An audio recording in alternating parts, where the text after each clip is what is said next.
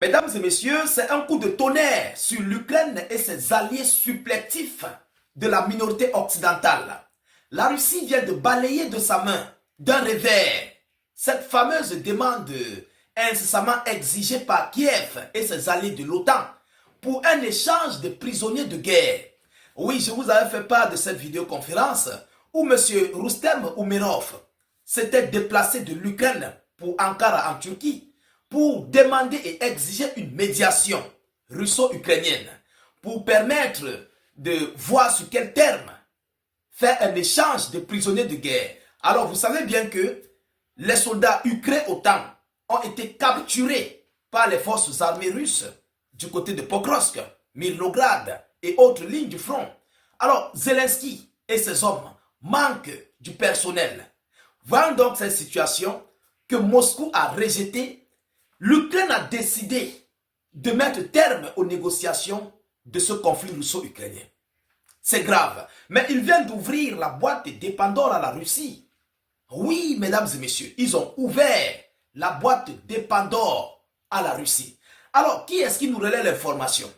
C'est le vice-ministre des Affaires étrangères, monsieur Kistil, il s'appelle Sergei Kistissia. Voilà, monsieur Sergei Kislytsia. Son nom est un peu compliqué, Kislytsia. C'est ça son nom. Le vice-ministre des Affaires étrangères ukrainien. C'est lui qui vient de relayer l'information à l'échelle internationale de la suspension temporaire. Il faut que je précise bien. C'est une suspension temporaire des négociations de paix entre la Russie et l'Ukraine. Je ne sais pas si vous comprenez. Les gens qui sont anéantis, les gens qui sont affaiblis économiquement, militairement, qui n'ont rien, ce sont eux qui suspendent les négociations de paix. Mesdames, Mesdemoiselles et Messieurs, permettez-moi de vous donner l'annonce officielle pour ne pas vous dire du n'importe quoi, pour garder notre pleine forme et nos droits, plus précisément dans la communication. Mesdames, Mesdemoiselles et Messieurs, je vous prie avant de continuer de mettre beaucoup de partage, partagez massivement, car notre but, vous et moi, c'est d'informer le million de personnes, car il y a beaucoup de nos frères, beaucoup de personnes qui cherchent nos vidéoconférences, qui ne parviennent pas à nous rejoindre. Mais grâce à vos partages, beaucoup de personnes seront dans les abris d'actualité de la situation géopolitique, géostratégique. Donc, mettez aussi beaucoup de likes. Ça permet de contre-attaquer tout signalement et sécuriser nos vidéoconférences. Voilà, elle est d'une importance capitale. Certes, ce n'est pas une obligation, mais c'est une doléance. Vous comprenez? Voilà, j'espère que vous allez mieux comprendre. Mesdames et messieurs, allons-y dans les profondeurs. Selon eux, l'Ukraine annonce la suspension des négociations de paix avec la Fédération de Russie. La suspension des négociations de paix. C'est l'Ukraine qui annonce. Ce n'est pas la Russie, c'est l'Ukraine. Vous voyez, le scénario de 2014 est en train de se représenter à nouveau. Et tel était le souhait de M. Volodymyr Zelensky. Oui, parce que Zelensky n'a pas besoin de paix. Pour Zelensky, sa seule paix qu'il veut, c'est d'intégrer l'OTAN. C'est où il y aura la vraie paix. Mais il oublie une chose. La Russie, à l'heure actuelle, est capable de vaincre non seulement l'Ukraine, mais avec toute l'OTAN globale. Que ce soit sur un conflit conventionnel ou non conventionnel, Moscou est capable de leur vaincre tous. Pourquoi? Parce qu'ils sont déjà affaiblis. Ils sont déjà affaiblis militairement. Et ils ne sont pas préparés à une économie de guerre. Parce que la guerre, c'est le moyen. Vous comprenez? Alors, selon la même source, les négociations de paix entre Kiev et Moscou, cette année de 2025, se sont terminées sans progrès significatif. Selon M. Sergei Kislytsia, il dit que ça s'est terminé sans progrès significatif. Alors, comment il peut dire sans progrès? Évidemment, parce qu'il n'y a pas eu un terme d'un cessez-le-feu, une condition primaire de Volodymyr Zelensky. Un cessez-le-feu exigé dans les airs, sur la mer et sur terre. Ils n'ont pas eu cela. Avant d'aboutir maintenant, comment faire pour avoir des négociations sur les lignes de front, l'intégration des soldats de paix? Ils n'ont pas eu ça. Donc, ils sont remontés. Ils voient que ça ne sert à rien de poursuivre ces négociations de paix pour cette année. Je dis bien, pour cette année 2025. Alors, selon la même source, Il continue en disant, c'est pourquoi il a été décidé de les suspendre jusqu'à la fin de l'année 2025, a déclaré dans une interview au Financial Times le vice-ministre ukrainien des Affaires étrangères, M. Sergei Kislytsia. C'est lui qui fait l'information. C'est bel et bien publié sur les plateformes, sur les sites web et autres. Vous pouvez aller vérifier avant de venir nous porter critique. Nous donnons des informations vérifiées et vérifiables. On ne fabrique rien ici. Mesdames, mesdemoiselles et messieurs. Mais qu'est-ce qui se passe? Je dirais que c'est une boîte de Pandore de Vladimir Poutine. C'est-à-dire, l'Ukraine ne sait pas ce qu'ils ont fait. C'est une erreur fatale. Il y a quelque chose que je vais vous dire.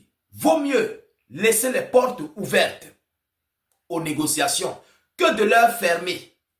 Parce que lorsque vous laissez les portes ouvertes aux négociations, ça permet qu'à tout moment, il peut y avoir poursuite des négociations. Mais lorsque la porte est fermée, pour rouvrir cette porte, mesdames, mesdemoiselles et messieurs, il y aura une longue procédure. Et Moscou va gagner en temps, comme à l'accoutumée. Je répète, lorsque la porte est ouverte, c'est facile pour la Russie et l'Ukraine de prendre les négociations à n'importe quel moment. Mais lorsque la porte est fermée, il faut rouvrir la porte. Ça doit prendre du temps. Former les délégations. Et puis chercher le lieu des négociations. Donc ça prend le temps. Mais lorsque la porte est ouverte, on sait que déjà c'est en Turquie. C'est facile à gérer. C'est facile à mettre sur pied les multiples délégations et de se rencontrer. Et pendant ce temps, les Russes, pour eux, ça les arrange. Vous savez que M. Vladimir Poutine a longtemps souhaité ça. Les Russes ont longtemps souhaité ça. On a vu même les déclarations de M. Sergei Lavrov. On a vu les déclarations de Vladimir Poutine. On a vu même les déclarations de M. Dimitri Medvedev et Ramzan Kadyrov et autres. Ils n'ont pas du tout besoin de ces négociations parce que ça leur perd du temps. Leur seule négociation qu'ils veulent, c'est que Zelensky doit accepter les multiples conditions de dénazification de l'Ukraine, démilitarisation de l'Ukraine, intention d'entrer dans l'OTAN et autres. Ce sont les seules négociations que Poutine a besoin. Alors, face à cette situation, je dirais, c'est pourquoi je dis, ils ont ouvert la boîte de Pandore à la Russie. C'est un bon débarras pour la grande Russie de Vladimir Poutine. Oui, comme ça, on va mieux pilonner. On va mieux pilonner sur l'Ukraine jusqu'à la moelle épinière. Ils vont comprendre la poudre à canon retentir sur Kiev.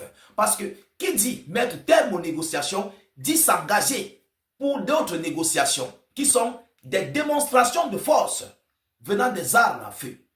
Oui, qui dit mettre terme aux négociations diplomatiques, dit avoir les négociations de paix venant par une démonstration de force venant des armes à feu, qui signifie les combats à grande échelle. Alors, ils viennent d'ouvrir la boîte de Pandore à la Russie, de mieux pilonner sur l'Ukraine, comme bon leur semble, pour forcer désormais l'Ukraine à revenir à la table des négociations ou à capituler. Je ne sais pas si vous comprenez. Alors, ce qui veut dire quoi? Les prochains jours seront décisifs pour la Russie en Ukraine. Des deux côtés, parce qu'on ne connaît pas encore la force cachée de l'Ukraine et ses alliés. On ne connaît pas encore ce qu'ils réservent contre la Russie. Vous comprenez? Ils peuvent faire une surprise, on ne sait jamais. Mais la surprise aura une réplique. C'est ce qu'il faut retenir. S'ils font une surprise contre Moscou, elle aura automatiquement une réplique. Ce n'est même pas à réfléchir. C'est de ça qu'il s'agit, mesdames et messieurs. Alors, voilà l'information que j'avais à vous relayer dans cette vidéoconférence. Mesdemoiselles et messieurs, bonsoir à toutes et à tous. Vous êtes encore une fois les bienvenus ici sur la tribune d'éveil des consciences. À la une de l'actualité internationale, ça chauffe entre la Chine et le Japon. Plus rien ne va. Et tout ça, c'est à cause de l'île de Taïwan. Vous savez que les États-Unis d'Amérique se sont mis dans une position de vouloir véritablement défendre Taïwan, cette île que la Chine estime que ça l'appartient, que c'est un territoire chinois. Et évidemment, dans les temps anciens, l'île relevait de l'espace territorial chinois. Mais après, les choses se sont chamboulées. Et puis voilà, on a assisté à ce à quoi on a assisté. Aujourd'hui, la Chine a décidé de pénétrer sur le territoire et de reconquérir son territoire. Mais Taïwan était allé jusqu'à même menacer la Chine. On avait eu à en parler tout récemment. Cette fois-ci, c'est le Japon qui est préparé militairement par les États-Unis d'Amérique pour pouvoir servir de relais pour un futur conflit entre la Chine et les États-Unis d'Amérique à cause de Taïwan. Et c'est pourquoi les autorités chinoises ont vu l'affaire de loin. Ils ont décidé de lancer un avertissement. Elles ont décidé de lancer un avertissement très sérieux au Japon. Alors, qu'est-ce que la Chine a lancé comme avertissement? Dans le cadre de cette vidéoconférence, bien sûr de cette actualité que nous allons parler, mais avant de continuer, acceptez de partager la conférence au maximum. Il faut la partager dans tous les groupes tant que vous pouvez. Et n'oubliez surtout pas de laisser vos différents avis en commentaire. Pour ceux qui ne sont pas encore abonnés, veuillez cliquer sur le bouton pour vous abonner. Cela vous permet de ne plus rater l'actualité mondiale. Allons-y donc dans les profondeurs, mesdames, mesdemoiselles et messieurs. C'est une déclaration officielle explosive du ministère chinois des Affaires étrangères. C'est le porte-parole de la diplomatie chinoise qui a parlé. Il a dit quoi? Il dit ceci. Si le Japon intervient militairement dans le détroit de Taïwan, la Chine ripostera avec fermeté. La Chine ripostera avec fermeté si le Japon intervient militairement dans le détroit de Taïwan. Puisque la Chine a envoyé l'un de ses plus gros bâtiments de guerre dans le détroit de Taïwan. Et c'est ce qui fait mal à l'Amérique, à Taïwan. Et le Japon est en train de se préparer pour intervenir militairement au niveau de ce détroit d'abord. Alors, il continue en disant, ceux qui jouent avec le feu en périront. Donc c'est une menace sérieuse. Si le Japon joue avec le feu chinois, la Chine va bombarder le Japon. Ça, c'est très clair. Alors, Pékin qualifie Taïwan de territoire chinois. Donc toute implication étrangère est vue comme une agression directe. Pour la Chine, c'est une agression directe. Parce que la Chine considère Taïwan comme un territoire chinois. Ce message de la diplomatie chinoise est destiné aux alliances États-Unis, Japon, Taïwan. Mais la Chine vise principalement Tokyo. Alors, il faut dire que Pékin n'envoie pas un message diplomatique, mais c'est un ultimatum que la Chine est en train d'envoyer au Japon. Pourquoi la Chine a ciblé spécifiquement le Japon? Partagez-moi la conférence, s'il vous plaît. Il faut dire que le Japon a montré des signes d'hostilité, parce que le Japon est manipulé par les États-Unis d'Amérique. Ils sont dans leur alliance façon de l'autre côté. Le Japon a renforcé ses préparatifs militaires. Premièrement, des nouvelles bases en coopération avec les États-Unis d'Amérique ont été installées. Le Japon a acheté des missiles de longue portée. Ça veut dire que le Japon se prépare véritablement à une action militaire. Sinon, le Japon n'allait pas se livrer à tous ces signaux qui montrent vraiment que le Japon veut entrer quand même dans une scène de théâtre militaire. Le Japon ne s'est pas limité là. Le Japon a développé une nouvelle stratégie de défense axée sur la menace chinoise. Donc clairement, stratégie de défense axée sur la menace chinoise. La Chine qui est considérée donc par le Japon, Taïwan, comme étant une menace dans la région. Alors, comme si tout cela ne suffisait pas, le Japon multiplie les déclarations publiques affirmant qu'une attaque chinoise contre Taïwan représenterait une menace existentielle pour la sécurité japonaise. Donc, le Japon multiplie ses déclarations en disant que si la Chine attaquait Taïwan, cela porte même atteinte même à l'existence même du Japon. Et sa sécurité nationale va être affectée. Donc, il faut par tous les moyens empêcher la Chine d'attaquer Taïwan. Le Japon devient donc un des plus grands défenseurs de Taïwan. Mais poussé par les États-Unis d'Amérique, c'est comme ce que la Colombie représentait pour les États-Unis d'Amérique face au Venezuela. Alors, Du côté de Pékin, Pékin y voit une volonté d'entrer officiellement dans le conflit en cas d'invasion de Taïwan. C'est-à-dire Pékin constate sur place que si la Chine attaque Taïwan, le Japon va entrer directement dans le conflit. C'est ce que Pékin constate. Et c'est ça la réalité. Et ainsi donc, pour la Chine, le Japon est en train de redevenir une puissance militaire offensive et cela réveille les vieux démons de l'histoire.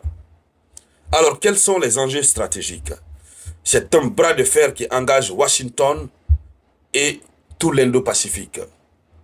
Les États-Unis ont fait du Japon leur allié numéro 1 dans la région pour contrer la Chine. Et cela s'est passé par quoi? Tokyo agit en coordination directe avec les États-Unis d'Amérique en termes de partage de bases militaires, en termes de radars intégrés, en termes d'exercices conjoints, en termes d'accords de défense mutuelle.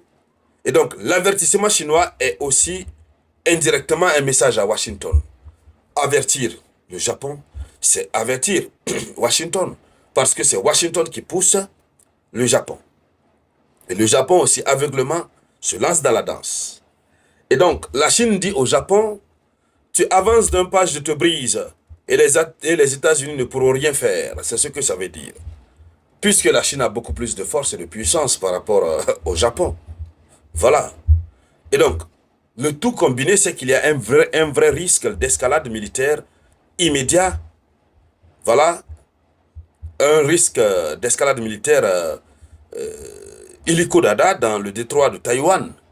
Parce que pour Pékin, Pékin pourrait répondre à tout mouvement japonais dans le détroit de Taïwan. Par exemple, la Chine pourrait procéder à un blocus naval élargi. La Chine pourrait procéder à des incursions aériennes massives. La Chine pourrait procéder à des simulations d'opérations amphibies. Donc, tenter d'encercler l'île de Taïwan et même le Japon. La Chine pourrait procéder au déploiement de missiles des F-17. Et donc, voici ce que la Chine a lancé comme avertissement du côté du Japon. On entend de voir, mais ce qui reste clair, la situation entre le Japon